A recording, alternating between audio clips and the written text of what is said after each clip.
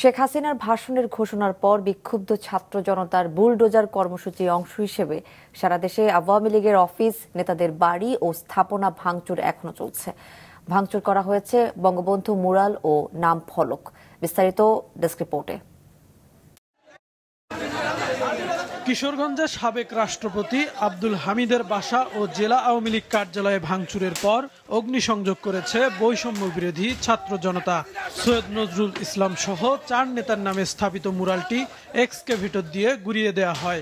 ভেঙে ফেলা হয় বাজিতপুর উপজেলা সদর মোড়ে স্থাপিত সাবেক 4 রাষ্ট্রপতির মুরাল।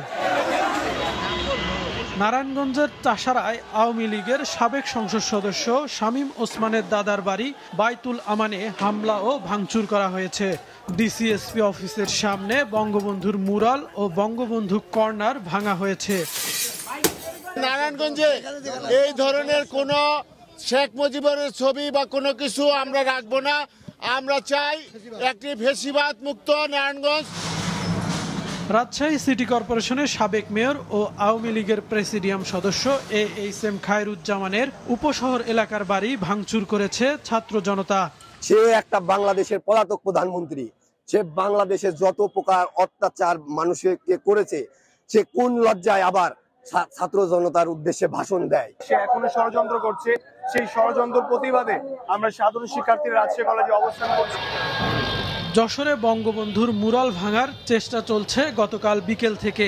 হাতুড়ি বাটাল দিয়ে আংশিক ভাঙার পর আজ বুলডোজার দিয়ে ভিত্তি থেকে উপড়ে ফেলা হচ্ছে।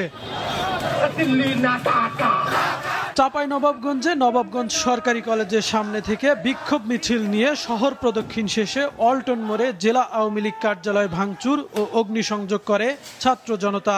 পরে আওয়ামী লীগের সাবেক এমপি আব্দুল ওয়াদুদের ঝিলিম রোড ও হুজুরাপুরের 2টি অফিস ভাঙচুর করে। পালানোর পরেও যে বাইরের রাষ্ট্র থেকে আমাদের উস্কানিমূলক বক্তব্য ও দেশকে একটা অস্থিতিশীল করার জন্য এই অবস্থা করেছে এবং তার কারণে আজকে জনগণ অসুস্থ হয়ে এই আমাদের কার্যক্রম অংশগ্রহণ করে তার সবকিছু ঘুরিয়ে দেওয়ার। আওয়ামী লীগ যদি কোনো আমাদেরকে বাধা কোনো রকমের কোনো অস্থির কোনো কার্যক্রম যদি করতে চাই, তা আমরা সাথে সাথে তার প্রতিবাদ দেওয়ার জন্য আমরা প্রস্তুত আছি। যারা গণহত্যায় অংশগ্রহণ করেছিল, নির্যাতন গুম খুনে অংশগ্রহণ ছিল, তাদের যতদিন না বিচার হবে এই দেশে আওয়ামী লীগ নামে আর কেউ কোনো রাজনীতি করতে পারবে। নোয়াখালী 6 আসনের সাবেক সংসদ সদস্য মোহাম্মদ আলীর বাড়িতে হামলা চালিয়েছে ছাত্র জনতা। তবে মোহাম্মদ আলীর লোকজনও পাল্টা হামলা ও গুলি চালিয়েছে বলে অভিযোগ পাওয়া গেছে। গতকাল রাত 8টার সময় ছাত্র জনতা একত্রিতভাবে আমাদের আওয়ামী সন্ত্রাসীর বাড়ি ভাঙচুরের জন্য ওনার বাড়ির উদ্দেশ্যে রওনা করে। তখন ওদের ভাড়াটিয়া কিছু সন্ত্রাসী, প্রায় 200 থেকে 250 সন্ত্রাসী ওইখানে অবস্থান নেয় এবং ছাত্র জনতার উপরে মুহুর্মুহু গুলি করে আমাদের 5জন ভাইকে আহত করে।